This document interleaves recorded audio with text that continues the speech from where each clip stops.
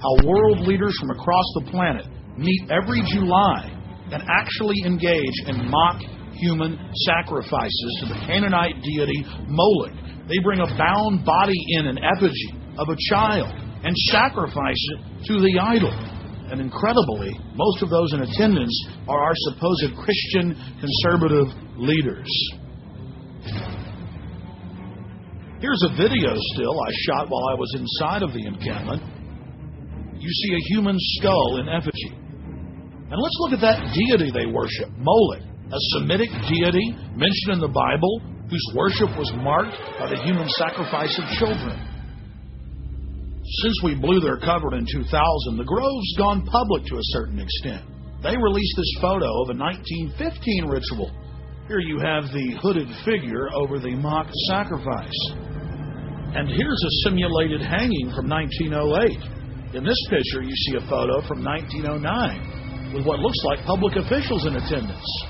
A black boy is tied down to some type of table, and around him we see people in strange garb. I'll leave it to you to figure out what they're doing. In 2004, the Grove released this photo from 1934 of members in hoods. The Canaanite deity Moloch was worshipped in Greece, Babylon, and then later in Europe. It is normally symbolized by a bull or an owl or some type of horned beast, and children are sacrificed to it. It is the precursor of all modern death cults. I was able to get out of the cult compound with this program cover from the Cremation of Care. And right on the front, where a child would be burned, they had photoshopped in the image of a skeleton burning in the flames. What purpose does this all serve, having world leaders congregate and engage in an ancient Canaanite ritual of mock child sacrifice? It's a way of binding them together, whether it's George Herbert Walker Bush or Henry Kissinger or Ronald Reagan or Federal Reserve Chairman Alan Greenspan, who's been a member since 1984. It's about bringing them together. Nowhere is the origin of the cult more in evidence than in former German Chancellor Helmut Schmidt's own autobiography, Men and Powers, a political retrospective. He talks about how they have their own German groves where they do these rituals, these, quote, druidic rituals. But he says his favorite place to do the rituals is at Bohemian Grove. This is a book that you can get at the library written by him. He talks about the Trilateral Commission, the CFR, the Bilderberg Group, and world government. And he says that much of the decisions are made at the Bohemian Grove. We were able to obtain the internal annals of the Bohemian Grove from 1987 to 1996, a publication only given to members. And in it we see pictures of George W. Bush and his father, Newt Gingrich.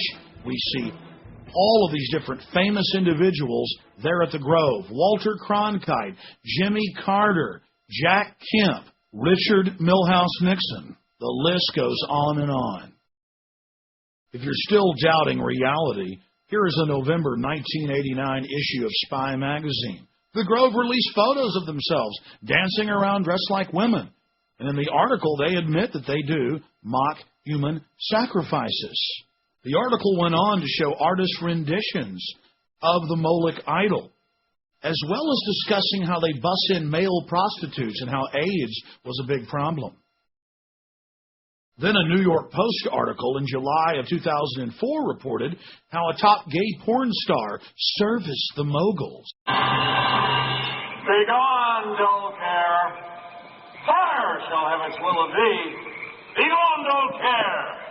And all the winds make merry with thy ducks. Hail, fellowship's eternal flame.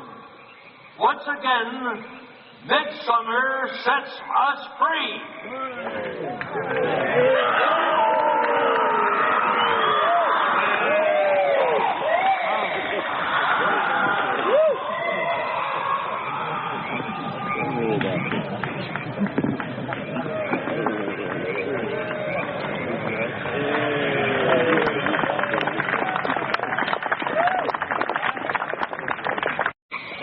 So shall we burn thee once again this night, and in the flames that eat thine effigy, we shall read the sign, Midsummer sets us free.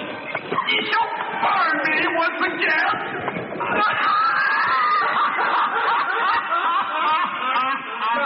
Eve flame, which hither ye have brought from regions where I reign. Ye fools and priests, I spit upon your fire.